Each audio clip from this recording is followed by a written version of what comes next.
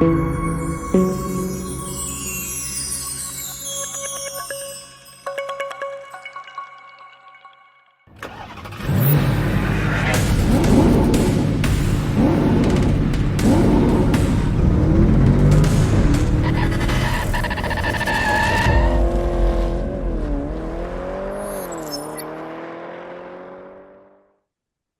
everyone, welcome back to another episode of Grassroots Racer. Before we get started, I have to address something. I do apologize for not keeping regular updates of the show. I know a lot of you guys missed out on it and were quite upset of the fact that I haven't been uploading Grassroots Racer, and I've had a few personal issues going on. So, it's just you know, I won't go into detail about it, but I mean, I've been a very busy last year, and if you've been keeping up to date, we've been doing great things with the Mazdas. So it's been awesome. We had a good year last year, but yeah, again, it's about the podcast today. So I do apologize for not uploading as much. As for the future, I think when I get great opportunities like this one today, I think we'll try and upload a bit more, but for the meantime, I think we'll just take it as it comes. And obviously, we got another big year this year, moving around with the Formula RX8 crew. So yeah, we appreciate all the support. And guys, this episode is amazing. I got to sit down with the Aaron Noonan, who I've been listening to since I was probably about 10 or 12 years old. He has an awesome podcast called the V8 Sleuth. So make sure you check it out if you, for some reason, haven't. It's really awesome. Aaron's a great guy. He's a journalist in motorsport. He's been for many years, and this interview was awesome. So I was super excited to do it. I know you guys will be excited to watch it. So enjoy this episode of Grassroots Racer. Aaron, for our listeners who may not know who you are, which would be quite rare, you've had an incredible journey in motorsport media. Can you tell us how you first got into motorsport and where your passion began? Oh, mate, probably it goes right back to like so many when I'm a kid. I grew up in Ballarat. Don't hold that against me if you're from Bendigo. It's the natural Victorian rivals, isn't it? But Yeah.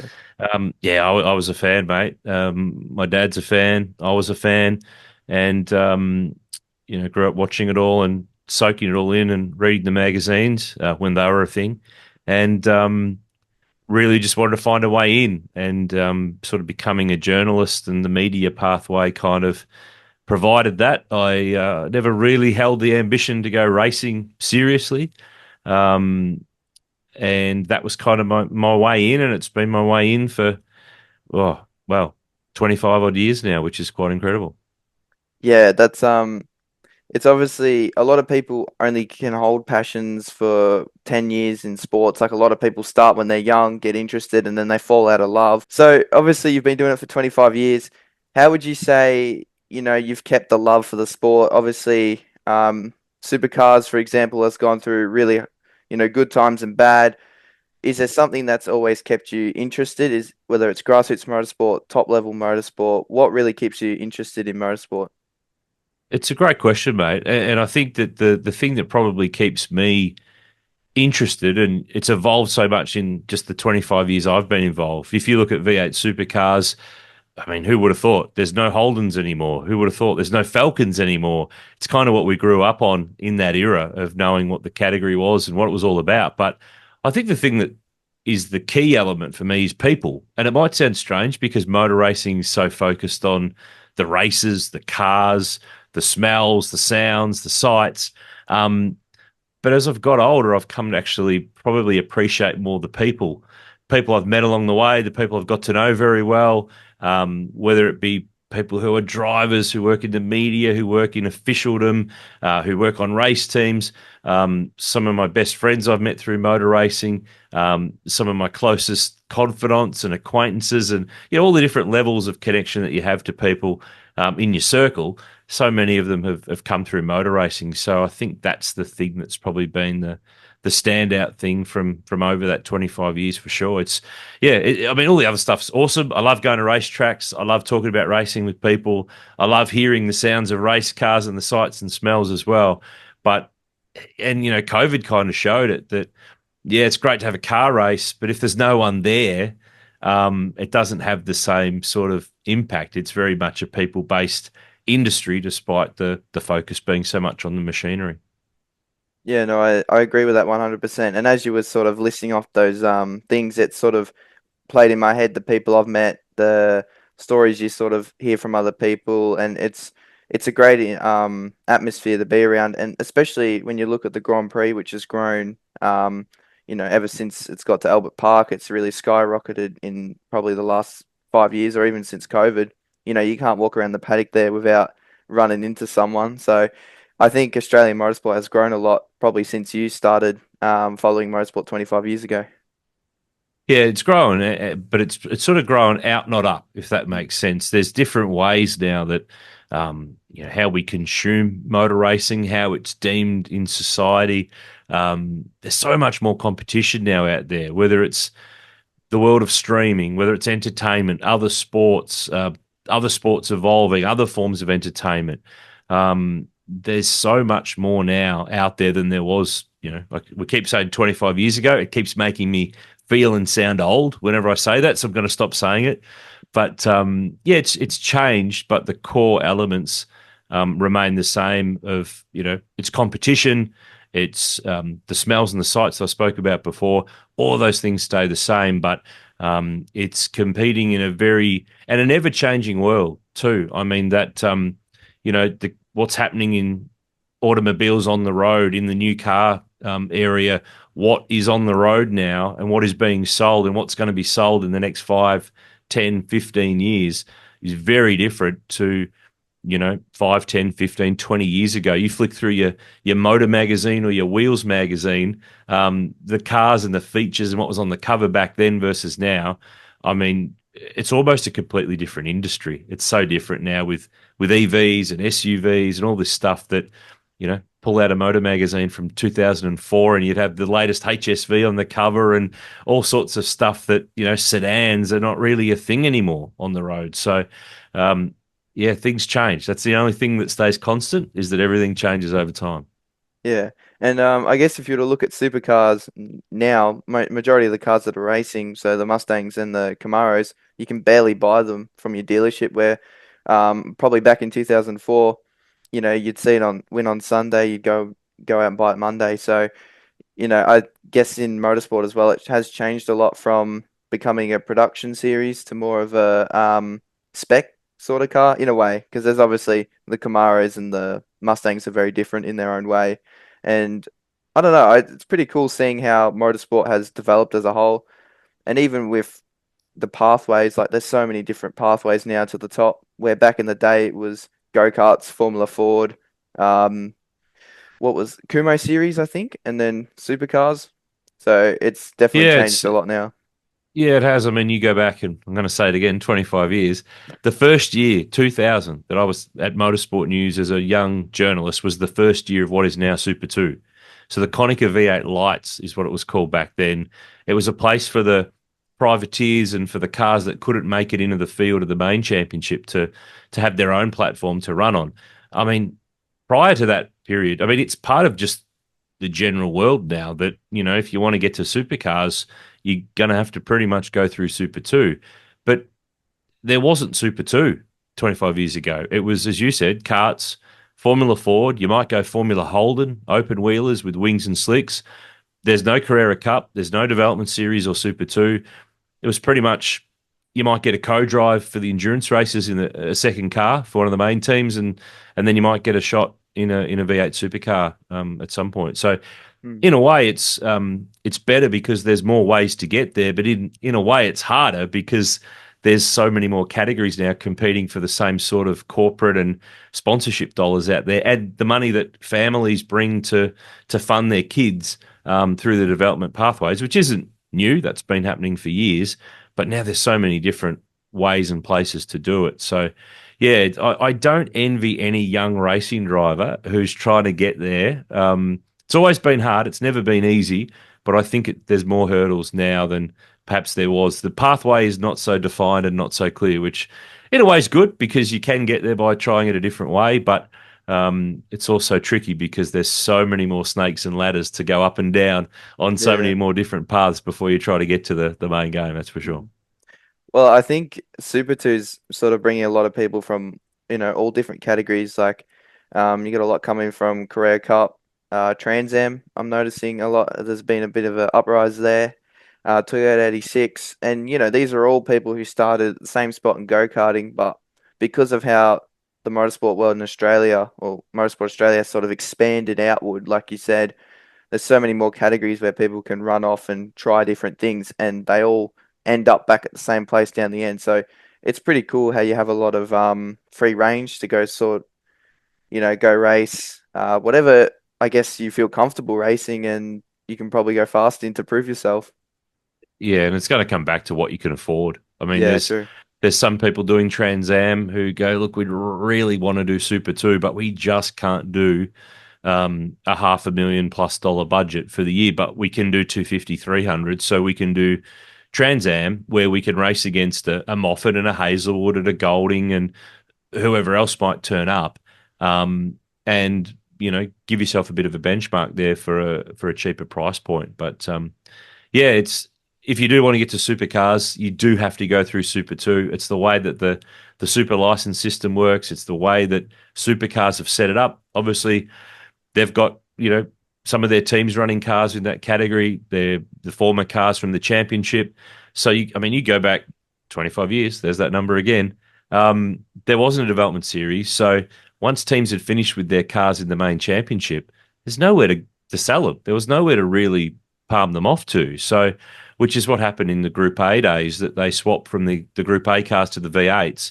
And all of a sudden you had these Group A Nissan Skylines and Sierras and all this stuff that basically it was a sports sedan at best, and guys were trying to sell cars for 30 grand in the early to mid 90s just to move them because there's nowhere to race them. They weren't eligible and no one wanted them, Yeah. which is funny how historics works because now those cars are worth, a couple of hundred grand each. So um, if you can, it's well worth saving stuff and putting it in the shed for 20 years and waiting till it's worth something again. But now there's a pathway. That stuff's always going to have a value because there's people racing them, and obviously then there's people who collect them and do all that stuff too. So, yeah, there's a bit more of a pipeline there than we perhaps had before.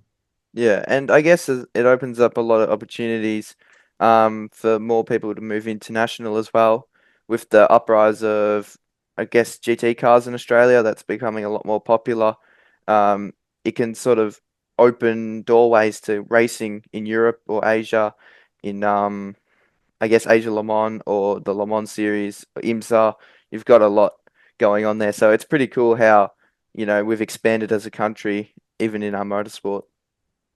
Yeah, the GT stuff's always been there, but it's had its ebbs and flows over time. And now that SRO's running it here in Australia, that ties it into the rest of GT racing around the world. And yeah, I think if you're a young driver trying to go somewhere, and supercars perhaps is your kind of fallback point for down the track, you can with GT racing, because there's pretty much a GT race on every weekend somewhere around the world. So if you can get noticed, and obviously if you drive those cars here, they take a lot of money. So you kind of got to be tied into an AM driver to try to link that all together. But if you can drive an Audi R8 fast in Australia, you can drive one fast around the world. And Jaden Ojeda, what he's done with Mercedes, AMG, and they've obviously put him Mm. part of their program of drivers this year. That goes to show that if you can drive one of those cars well here, you can drive them anywhere and get noticed by people around the world. So there's definitely a platform there. I mean, Matt Campbell is probably the ultimate example. Jackson Evans did it as well through Carrera Cup, off overseas. Um, it's doable. I think it's probably more doable than ever before for someone to be an Australian and become a full-time GT driver somewhere around the world. But there's so many guys who've just got their eyes on supercars or open wheelers. Mm. That's kind of the in-between thing that not too many people are aiming for. But it's definitely a pathway that there's some people out there pursuing, and it can lead to a long, successful life. It just depends on your ranking. Yeah. People don't want golds; they kind of want silvers and bronzes because they're much more handy to have. So I think there's plenty of guys out there trying to keep their driver rating down on that system for World GT racing. That's for sure. Yeah, it's something I always want to do. Like GT racing, thinking about racing the Daytona 24-hour, Le Mans 24-hour, Nürburgring. It seems pretty appealing to me, and I think it'd be really awesome to race something like that one day. And it's good to know that there's a bit of a system over here now, where if you know the right people, it can be very possible. Yeah, I mean, you got to know the right people. You got to have a bit of money. You got to find someone who's got a bit of money. Um, all that stuff's the same as any form of motor racing. Just the cars are a bit cooler and a bit faster and a bit sleeker. So, whether it's an Audi or a Merc or a Ferrari or a BM or whatever those, the GT car is, they're all pretty awesome bits of kit. So, if you could get your bum inside one of those, you'd be doing all right, no matter which one and what track or what series or what country you're in. So. Um, It'd be very much being a full time, real life Gran Turismo player driving one of those things. That's for sure. I reckon. Yeah. Well, they made a movie about it, and it's actually Have you sort of seen it? Have you seen it? yeah. I saw it. It was It all looks a bit right, ropey to but me. It looks a bit ropey from what I've seen on the previews. it was all right, but the acting was a little bit over the top, in my opinion. Right. Okay. Um, Yeah, I thought that might be the case. But I was thinking about it just then, and there's also a lot of sim racers now who you see in real sort of race cars. Like a lot of the guys in our series, in the RX8s, you meet a couple of them and you find out, oh yeah, I started off in sim racing and then found go-karts and moved up from there. And it's pretty interesting now that I guess a pathway to motorsport is through sim racing, which, probably again 25 years ago you wouldn't have ever think sitting on a computer Oh, game would get you into a real car. no. No, exactly. I mean, it was a thing used by existing racers to learn a new track or just try to get their head around things. But the comparative software and the games of the time were games rather than simulations that they are now. So you can bolt any track in and bolt a driver in a proper sim and let them go nuts. And it's going to be handy for them, particularly when lots of categories have testing restrictions. You just can't go and take your car out whenever you want to. So that sort of stuff's playing a bigger role. But yeah, it's clearly getting a lot of people in to racing who initially just don't have the money to go and buy a go kart or a Formula Ford or whatever it might have been in the past. So any way that people are getting into racing, whether they're sim racing or they're being a flaggy or whatever it might be that gets them in, it doesn't matter how we get them in. Let's get them in because Yeah. the more that we've got in, the merrier for all the different stuff that's on offer. No, 100%. And I do talk about this a lot on the podcast. It's motorsport's not just based around the drivers, it's based around the volunteers that turn up to the track and help as well. Like without the flaggies, you wouldn't the volunteers, the ones who I think I was talking to this fella called Richard who's out Winton. He's the clerk of course out there. And I remember him telling me the amount of hours the volunteers put in. Well, I can't remember the number off the top of my head. He It's goes, lots. but It's yeah, lots. he said a Yeah. lot of Yeah. people, wouldn't want to turn up to be unpaid to do that sort of thing. So it's great that we have a lot of volunteers who do rock up and do it just for the love of the sport.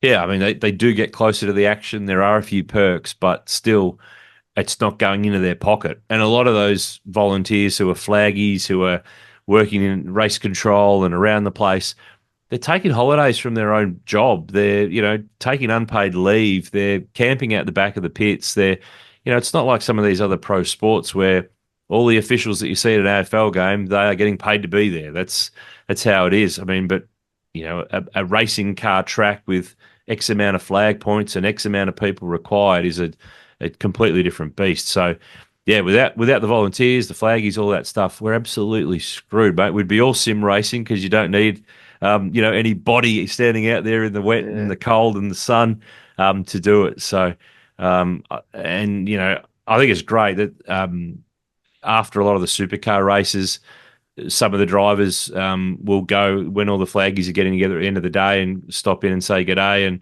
they're doing a barbecue or whatever it might be because those guys know too that from the top tier of the sport to the grassroots state level and club level, without people going out there and not just doing it on the actual day, but all the lead up stuff. I mean, I reckon half those supercar drivers' brains would melt if you actually sat them down and showed them the output and the requirement to put on an event that, yeah, they're the stars of the show, but without all that other stuff that goes on beforehand from all those other people, mate, they're nothing. Like there's yeah, no show to put on because there's no stage to go and dance on. So, yeah, without all those volunteers, I think, yeah, and that's the great thing. I mean, you do the Mazda racing and it's that grassroots state level type stuff that you know I think it obviously doesn't get on TV much, people, but there's more of an awareness through the streaming stuff and the explosion of socials and online in the last, 5 to 10 years. Blendline doing motor racing on, streaming and all that sort of stuff too. So um, I think that's been really good for people to see and understand the grassroots level a little bit more than perhaps that they would have ever seen or understood it before if they weren't involved in it. So. But yeah, Yeah, no flaggies, no car racing, mate. No round and roundies in your Mazda if there's yeah. no one there to wave the flags and open the gates and do all that sort of stuff. So it's really important. Yeah, and you're right about the streaming too. Like when I used to race Formula V, we'd have the blend line stuff, and it was good. Like a lot of your sort of your family would tune into it and whatever. But then when we moved into the Mazdas and the high tech series, like you're on Fox and KO, it's pretty Mm. cool. And then you start getting people reaching out to you saying, "Oh, I saw you on the tally at my local pub." So it's pretty cool when that sort of thing happens, and it shows that there's a lot more appreciation for grassroots racing out there. And, I got to thank the guys from the high tech series actually, because, you get a lot of exposure out of it. And that's half the reason why these blokes stay around. So, you know, Yeah, it's, totally. Yeah, yeah. You've got to have that. I mean, so many sponsorship deals at all levels, whether it's, the clubby stuff or state stuff or national or supercars, it's got to be a return. And it's pretty rare that people will, I mean, we've kind of moved past the whole, hey, here's some money, put my sticker on your car. Like that's a really simplistic view of it. And there's anyone who's a young racer out there who's trying to get somewhere, you got to do more than that now. Like that's not enough. It probably was 15 years ago. Do your little report on how you went and all that sort of stuff. But yeah, now that you got streaming, and as you said, the high tech series has got that stuff with pay TV and SBS as well. So it's got a bit of free to air as well. It's a great platform and a great package for that level of the sport. So there's plenty of opportunities there, mate. So, but then there's more people to see if you stuff it up. So good if you're going good, bad if you're going bad, I guess.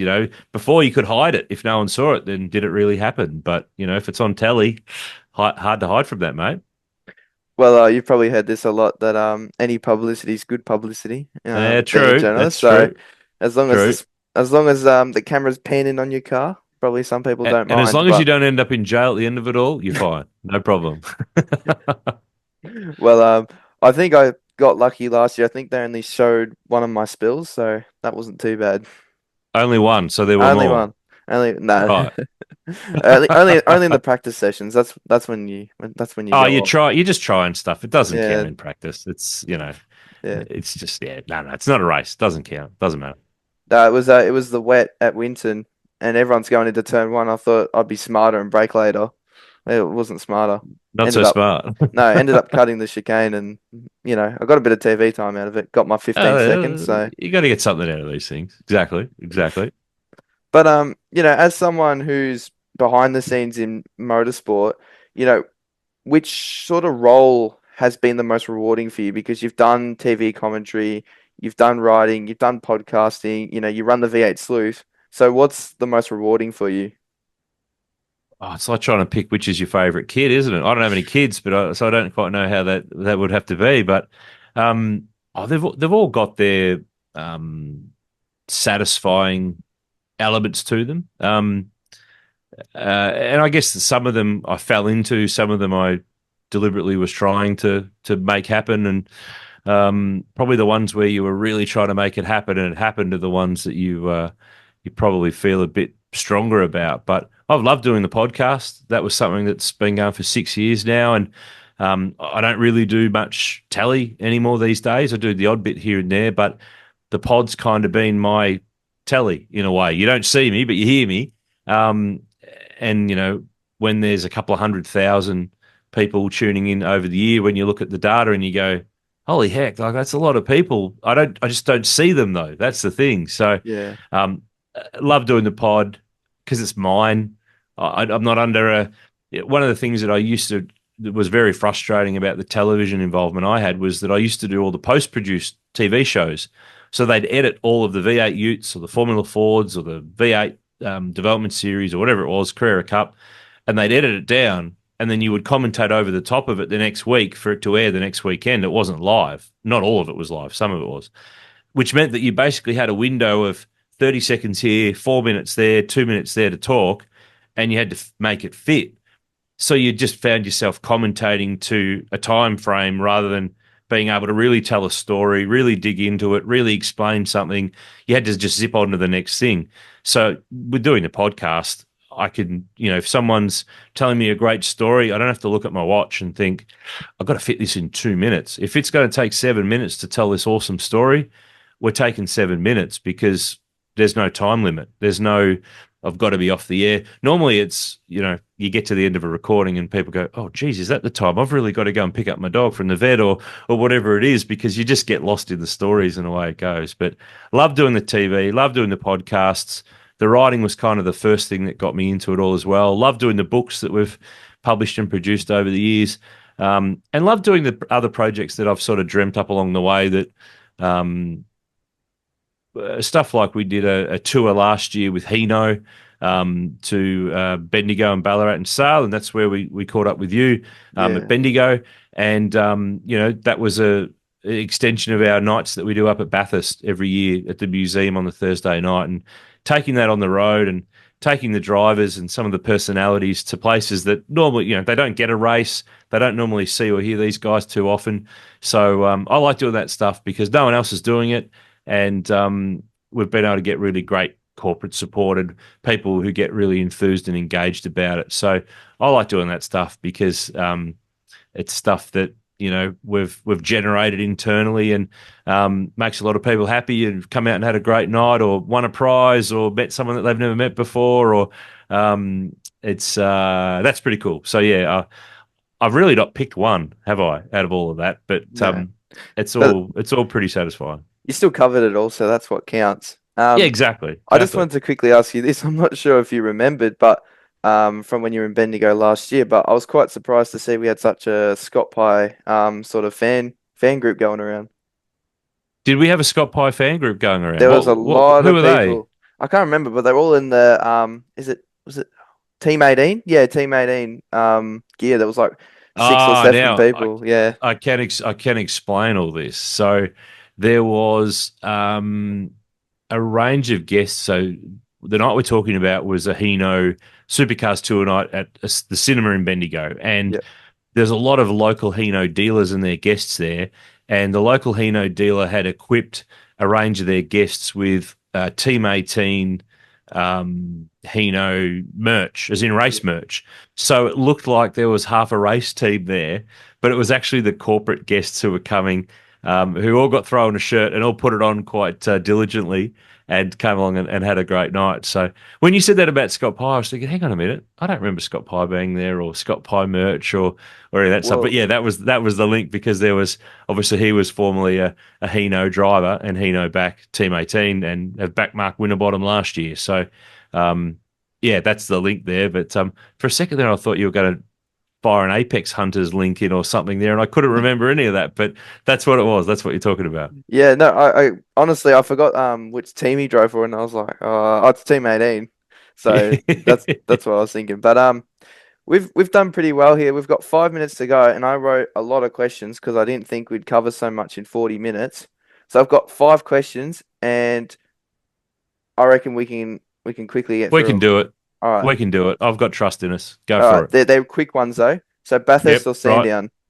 Bathurst. Bathurst. Yep. Favorite car you've ever covered, like in your book or podcast? I must say from the last question, I love Sandown, but if you put a gun to my head and said pick one, I've got to pick Bathurst. Car in a book that I've loved doing. That's a good one. Can we come back to it? We I can don't come want to back chew to your it. time up. Yeah, right. Give me the next one. Dream motorsport event to attend anywhere in the world that you haven't yet. Oh, that's a cracker. It's probably the Daytona 500, I reckon. I've done Indy, I've done Le Mans, done Bathurst. Monaco Grand Prix doesn't really grab me as much. Like, pretty cool, pretty awesome, but Yeah, yeah, I've never been to a NASCAR race in the States, so Daytona's probably the pick. Yep. I reckon that'd be pretty cool. One driver, past or present, that you'd love to interview. Oh, that's a great. Geez, you should write questions for my podcast. These are good. Dale Earnhardt Jr. That's a good one. Yeah, Yep. he was a good I character. managed to, he came to Phillip Island to a V8 round in about 2007.